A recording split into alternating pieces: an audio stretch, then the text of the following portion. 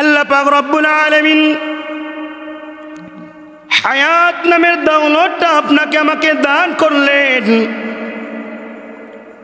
এই হায়াত দেওয়ার মালিককে জোরে বলেন, সবাই জোরে বলেন। হায়াতের মালিক আল্লাহ, মারার মালিককে, মারারও মালিক আল্লাহ, সুস্থতা রাখার মালিককে, খাওয়ার মালিককে, ইজ্জত দেওয়ানেওয়ালা মালিককে, ইজ্জত নেওয়ানেওয়ালা মালিককে। আল্লাহ পাক রব্বুল আলামিন ডাক দিয়া বলে, গোলাম আমি আল্লাহ তাআলা দুনিয়ার ভিতরে তোমাকে পাঠিয়ে দিলাম। এই দুনিয়ার ভিতরে পাঠাই দিয়ে আমি আল্লাহ তাআলা তোমাকে আমি আল্লাহর রাস্তায় কুরবান হওয়ার কথা বললাম। আল্লাহ পাক রব্বুল আলামিন আপনাকে আমাকে হায়াত নামের দৌলতটা দান করলেন।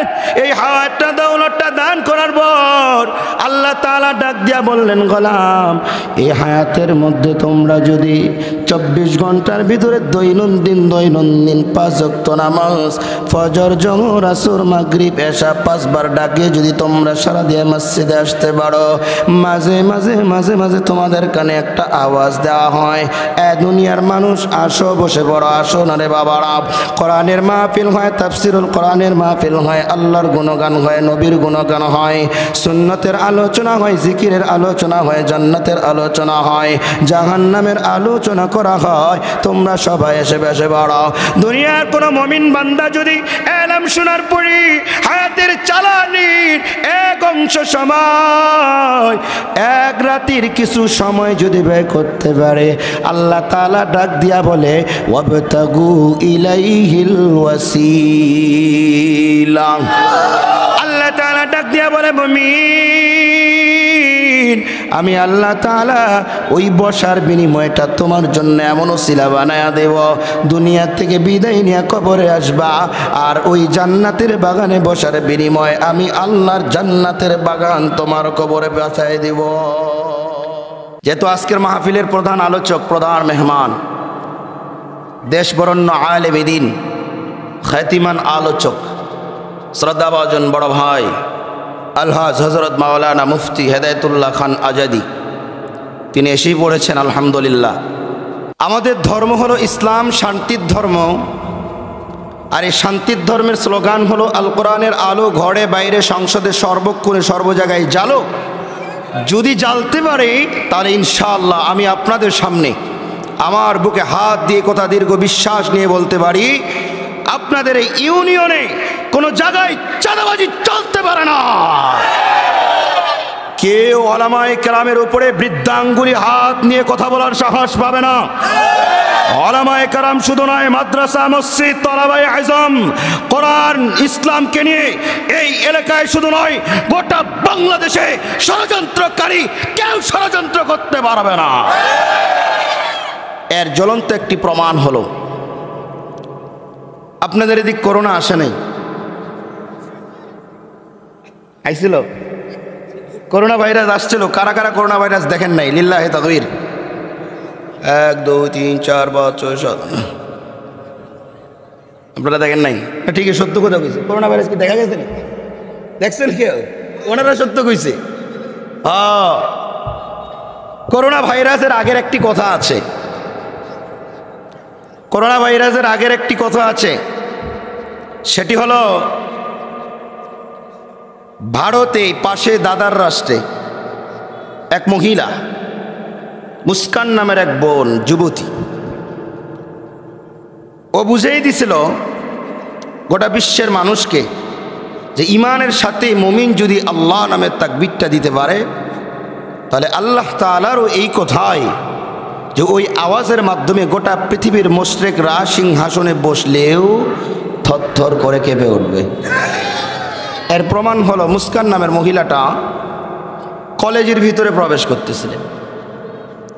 কলেজে ঢুকতেছে, হঠাৎ করে ইস্কন্নবাদী হিন্দুরা ওদের স্লোগান দেওয়া শুরু করলো, জয় শ্রীরাম। দাও, তোমার স্লোগান তুমি দিতেই পারো, স্বাধীনতা আছে। কিন্তু মুসলমান নারী মুস্কান যুবতী বোনের গায়ের হিজাব টানার জন্য, খুলে ফেলার জন্য সামনে আগাইছে। সাথে সাথে মুস্কান নামের বোনটা দাঁড়িয়ে নারাই তাকবীর, আল্লাহু আকবার, শাহাদাত উঙ্গুলি উঁচা করে দিছে, তো গোটা দিল্লি ভারত শুধু নয়, গোটা বিশ্বের মাস্টাররা সিংহাসনে বসে তাস তাস করে কেঁপে উঠেছে। ঠিক কেনা বলেন? বাংলার বীর সৈনিকেরা, বলবো বাংলার বীর সৈনিকেরা, মুজাহিদ ছাত্র যারা, বাংলার বীর সৈনিকেরা, কলেজের ছাত্র যারা, বাংলার বীর সৈনিকেরা, আলেম ওলামা যারা, বাংলার বীর সৈনিকেরা, হিন্দু মুসলিম যারা, এবারে জাগতে হবে, এবারে জাগতে হবে সোনার বাংলাকে। সবাই মিলে একে সাথে তাকবীর দিলে,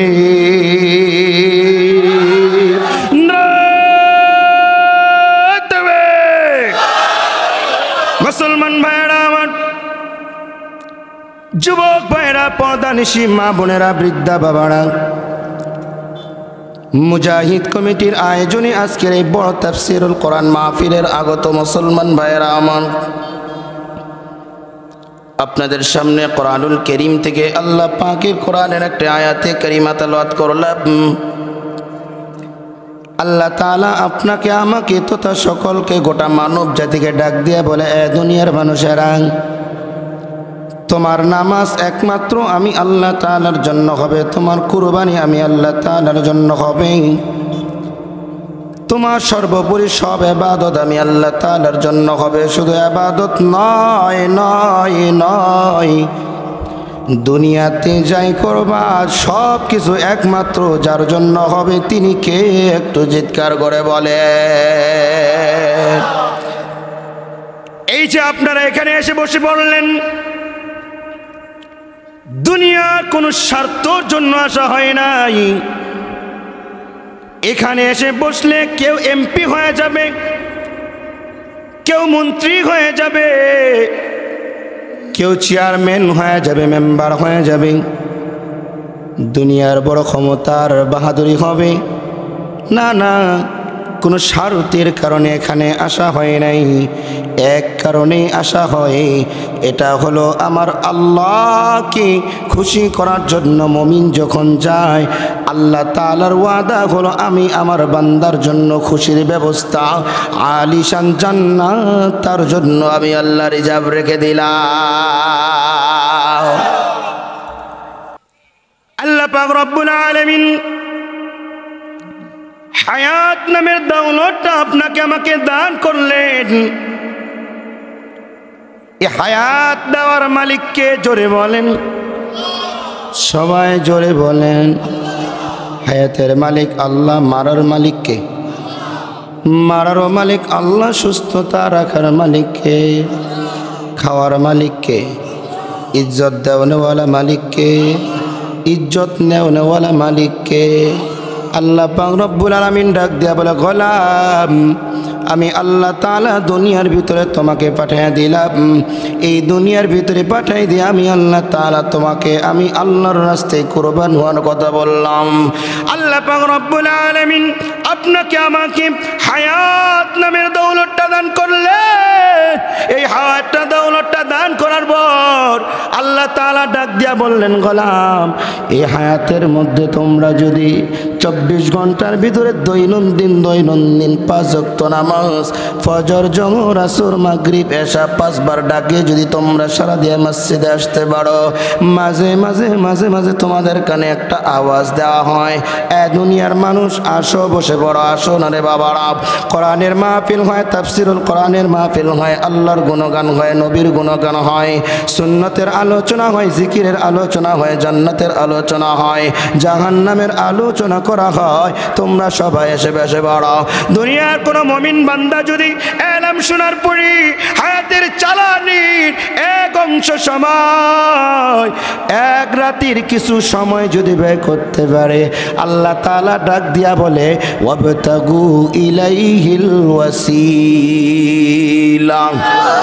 আল্লাহ তাআলা ডাক দিয়া বলে, মুমিন আমি আল্লাহ তাআলা ওই বসার বিনিময়টা তোমার জন্য এমন ওসিলা বানায়া দেব, দুনিয়া থেকে বিদায় নিয়ে কবরে আসবা, আর ওই জান্নাতের বাগানে বসার বিনিময় আমি আল্লাহর জান্নাতের বাগান তোমার কবরে বাঁচায় দেব। হাতে লাড়া দেন, জোরে বলেন আল্লাহু আকবার। এবারে আপনাদের মনে আছে স্লোগানটা, আল কোরআনের ঘরে বাইরে সবাই, আল কোরআনের আলো ঘরে বাইরে সব জায়গায় জালো, লিল্লাহি তাকবীর নারায়ে তাকবীর। আলেম ওলামা যেখানে, কোরআন যেখানে, মাদ্রাসা মসজিদ যেখানে, ওয়াজ মাহফিল যেখানে, গান নাচ যেখানে, দেখেন কেউ কইছিনি আমরা আছি সেখানে। কি বাবা সেটা কেউ কইছিনি? এটা আবার আলহামদুলিল্লাহ বলেন, কেউ বলে নাই, মানে সোজা আছে না। আল্লাহ পাক রব্বুল আলামিন দুনিয়ার মানুষকে বলে দিলেন যে তোমরা আমি আল্লাহ তাআলার রাহি কোরবান করো। কোরবানের বিনিময় কেউ যদি আল্লাহ তাআলার কাছে ঠোঁট লড়ায় এতটুকু বলতে পারে সুবহানাল্লাহ, আলহামদুলিল্লাহ, লা ইলাহা ইল্লাল্লাহ, আল্লাহু আকবার, সুবহানাল্লাহ, আলহামদুলিল্লাহ, লা ইলাহা ইল্লাল্লাহ, আল্লাহু আকবার। আল্লাহ তাআলার নবী ডাক দিয়া বলে, কেউ যদি এই নামটুকু জমিনে উচ্চারণ করতে পারে, ইমানের সাথে পাঠ করতে পারে, আল্লাহর রাসূল ডাক দিয়ে বলে, ক্বালান নবী সাল্লাল্লাহু আলাইহি ওয়াসাল্লাম, লা তাকুমুস সাআতু হাত্তা ইয়াকালা আল্লাহ আল্লাহ।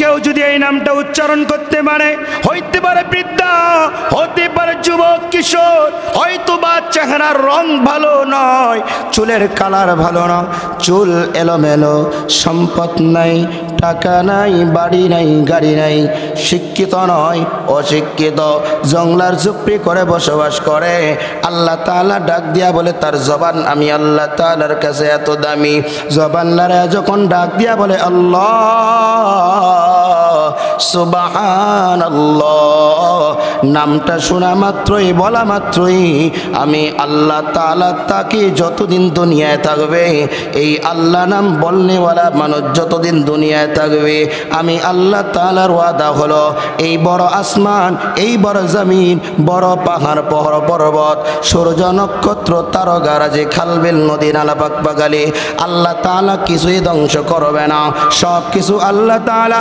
দুনিয়ার জমিনে আল্লাহ তাআলা যেভাবে বিচরণ দিয়ে রাখছে, একজন মুমিনের জবানের বিনিময় আল্লাহ তাআলা এটা কিয়ামত পর্যন্ত জারি রাখবে। সুবহানাল্লাহ। এবার আপনারা বলেন, এই যে নামটার এত দাম, এই নামটা সবেমাত্র মুমিন মুসলমান উচ্চারণ করবে না বেধর্মীরা করবে? মুসলমানরা করবে, কথা বলেন না কেন? মুসলমান করবে না? মুসলমান এই নাম উচ্চারণ করবে, কিন্তু দুঃখের বিষয় আছে এখানে। আমাদের ওলামায়ে কেরাম তালিমের মাধ্যমে দাওয়াত তাবলীগ, সরসিনা চরমনাই উজানি, সমস্ত মেহনতে, আল্লাহ ওয়ালাদের মেহনতে আল্লাহ ভোলা মানুষদের মাথায় টুপি লাগায় দেওয়া হয়। আসতে নয় ভাই, জোরে বলতে হবে। যারা দিনে 5 প্যাকেট সিগারেট খেত, এখন দিনে 500 বার আল্লাহ আল্লাহ নাম উচ্চারণ করে, এই সবক যাকে ধরায় দেওয়া হয়, এই জিকিরের আলো আমল যাদেরকে ধরায় দেওয়া হয়, ফাজাইলের আমল যাদেরকে সবক দেওয়া হয়, কিন্তু আমাদের মুসলমান নামক কিছু মুনাফিক তাদেরকে নিয়ে টিটকানিমূলক কথা বলে। কেন লাগবে রে?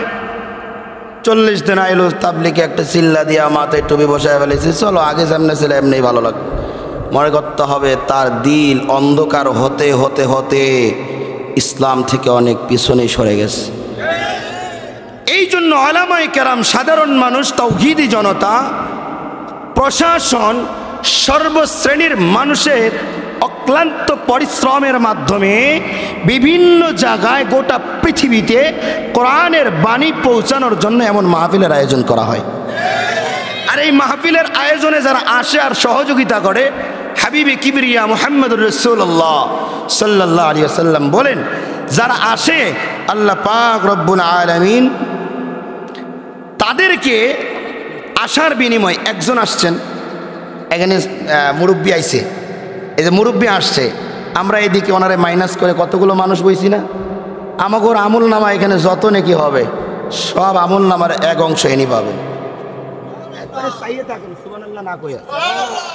জোরে কন, আবার এনারে মাইনাস করা, এখন এনারে ধরেন, যোগ করেন, আরেকজনকে মাইনাস করেন। এইভাবে প্রত্যেকটি মানুষ আসার পরে এখানে যতটুকু নেক আমল হবে এর এক অংশ তাদের আমল নামায় দেওয়া হবে। শুধু দেওয়া হবে না, রাসূল বলে যতগুলি নেকি কামাই করবে তার গুনার খাতা থেকে এতগুলি গুনাহ আল্লাহ তাআলা কেটে দেবেন।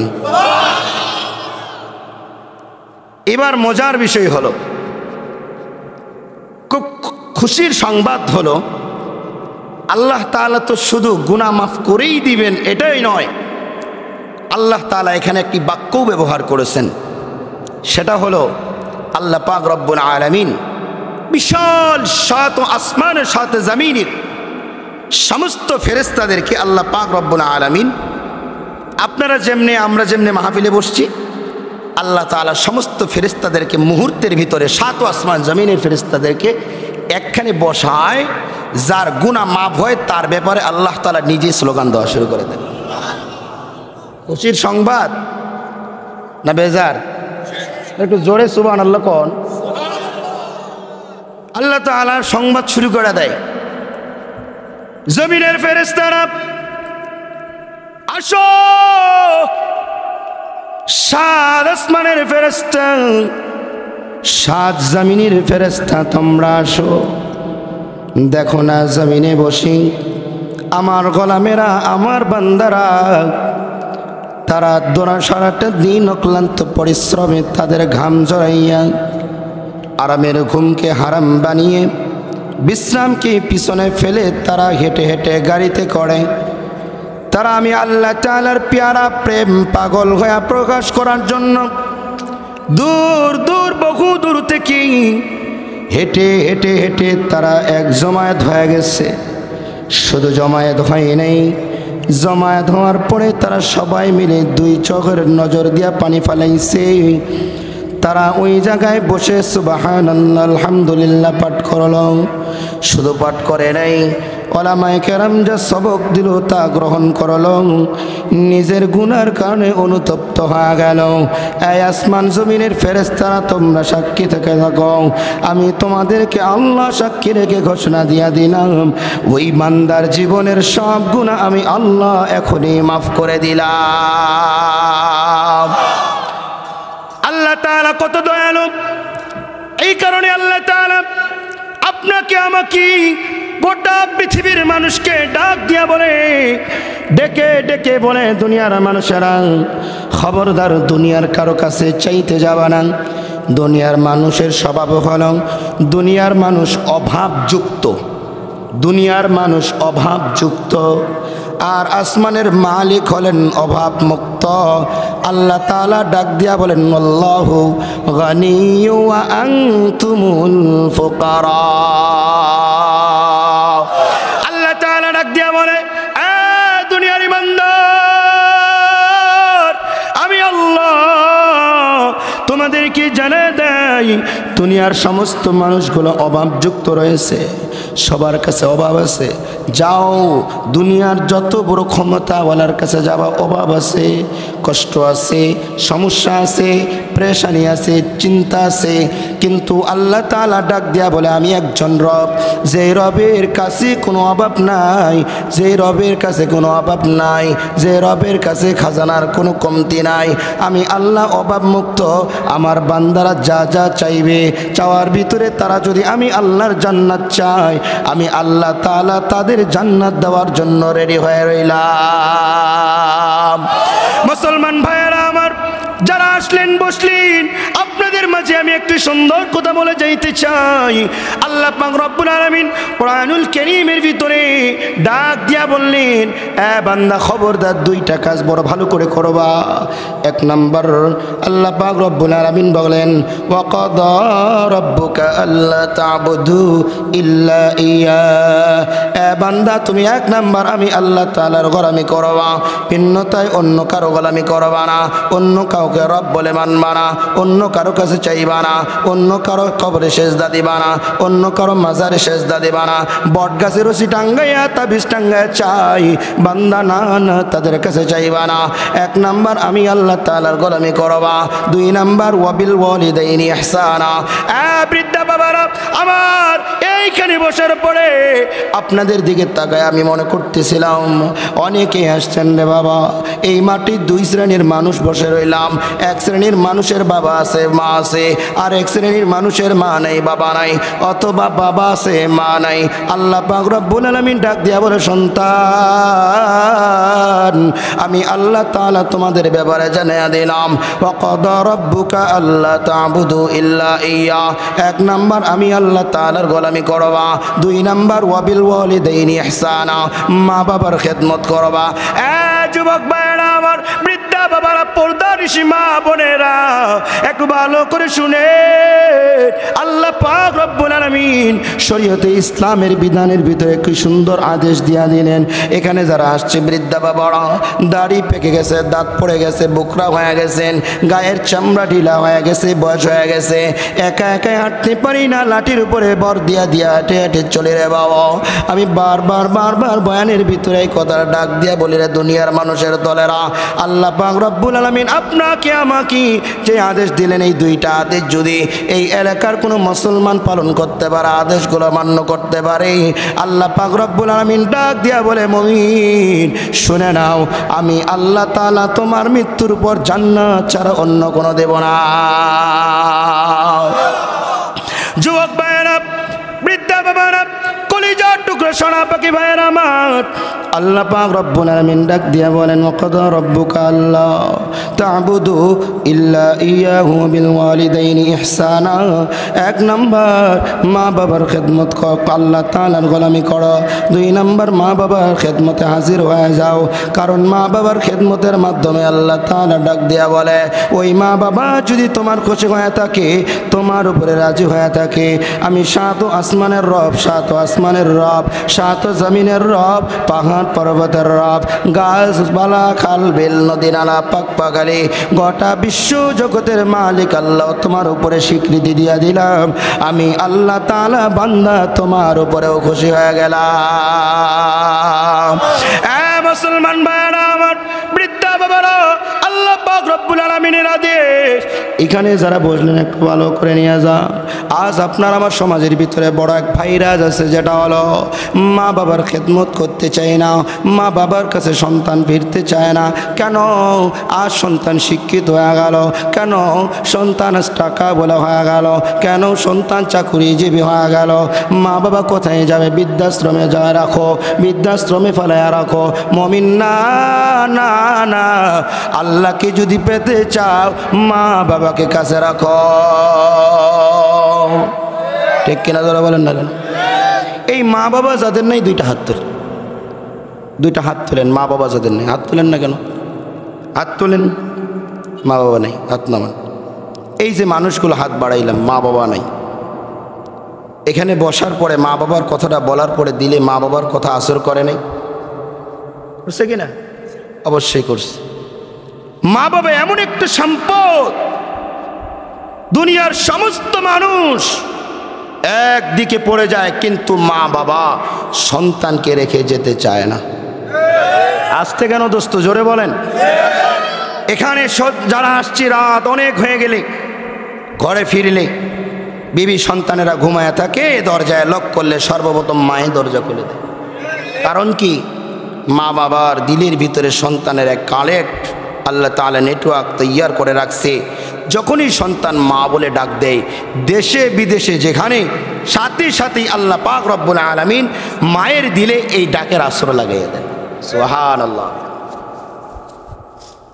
আজ আপনার আমার সন্তানেরা মা বাবার খেদমত করতে পারে না, কারণ কি জানেন? এক নাম্বার কারণ হলো সন্তানদেরকে ধর্মীয় শিক্ষা দিতে পারে। কথা বলেন না কেন ভাইয়া? ধর্মীয় শিক্ষা নেই। ধর্মীয় শিক্ষা যদি দিতে হয় তাহলে অবশ্যই কোরআনের ছায়া তলে আসতে হবে। হে বানি সকলের নয় শুধু মুমিনের, যারাই চলবে মেনে ফল পাবে কোরআনের। হে বানি সকলের নয় শুধু মুমিনের, যারাই চলবে মেনে ফল পাবে কোরআনের। ঘরে বলো আর বাইরে বলো, ঘরে বলো আর রাষ্ট্রে বলো, অশান্তি দূর করে শান্তি আনে সমাধান। সমাধান চাও যদি জীবনে মরণে, ফিরে চাও খুঁজে নাও চোখ রাখো কোরআনে। এই জন্য সব কিছুর থেকে আমাদেরকে মুক্তির এক পথ, সেটা হলো আল কোরআন। কোরআনের সাথে প্রবেশ করলে সমস্ত সমস্যার সমাধান দিয়ে দিবে আল কোরআন। ঠিক কিনা জোরে বল? কিন্তু দুঃখের বিষয় হলো এই কোরআনের সমাধানের তরজমা তরতিব বয়ান করবে তো ওলামায়ে কেরাম। ভাই কথা বলেন না কেন? ওলামায়ে কেরাম বলবে, খতিব বলবে, ইমাম বলবে। এই এলাকায় মাহফিলটার নেতৃত্ব যেমন ওলামায়ে কেরাম দিছে, আজকে জুমার দিনে মসজিদে যেমনে করে সম্মানিত খতিব যেইভাবে খুতবা প্রদান করেছে, ঠিক তেমনিভাবে এই ইউনিয়নের প্রত্যেকটি জায়গায় প্রত্যেকটি বিচার সালিশের ভিতরে নেতৃত্ব হক ওলামায়ে কেরামকেই দিতে হবে। যদি ওলামায়ে কেরাম নেতৃত্ব দিতে পারে, ইনশাআল্লাহ বাংলার জমিনে আবারও কালিমার পতাকা পথ পথ করে উড়বে। ঠিক কেনা বলেন? তুমি কি পারবে? এই তুমি কি পারবে? তুমি কি পারবে? তুমি কি পারবে? তুমি কি পারবে সোনার দেশটা সুন্দরভাবে গড়তে? তুমি কি পারবে মানুষের তোর জীবন দিয়ে লড়তে? তুমি কি পারবে স্বাধীনতাকে আবার ফিরিয়ে আনতে? তুমি কি পারবে দুর্নীতিবাজ সন্ত্রাসদের রুখতে? এই তুমি কি রাখতে পারবে দেশের মানুষকে সন্তুষ্ট? অভাবে কাহার স্বভাব কখনো হবে না যে আর নষ্ট। তুমি কি ঠিক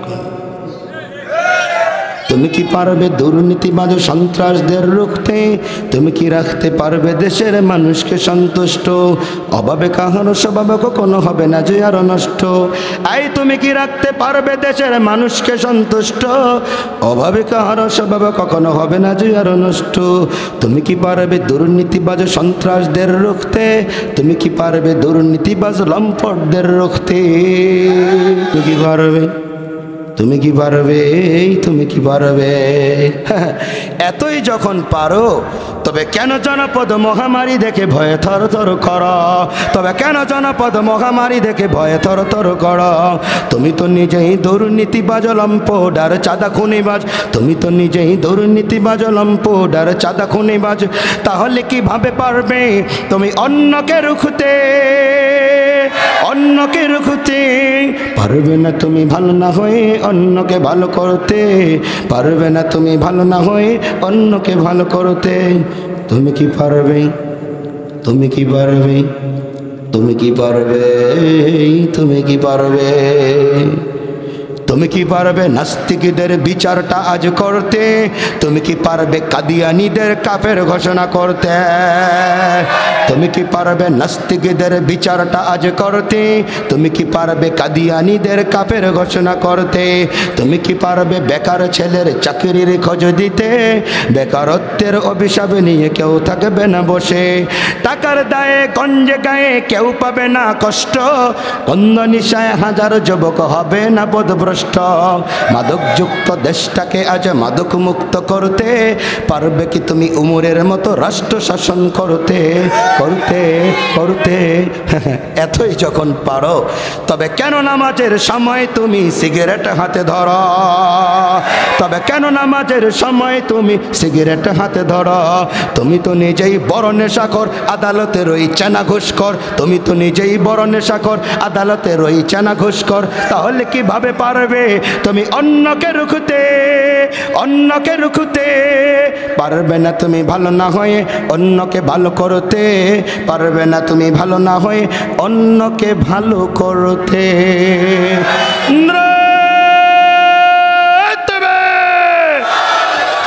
মুসলমান ভাইয়েরা আমার, বৃদ্ধা বাবারা, শেষের দিকে আপনাদেরকে জানায় যেতে চেয়েছিলাম, আব্বা আম্মার মাধ্যমে দুনিয়াতে আপনাদের আমাদের আগমন ঘটে।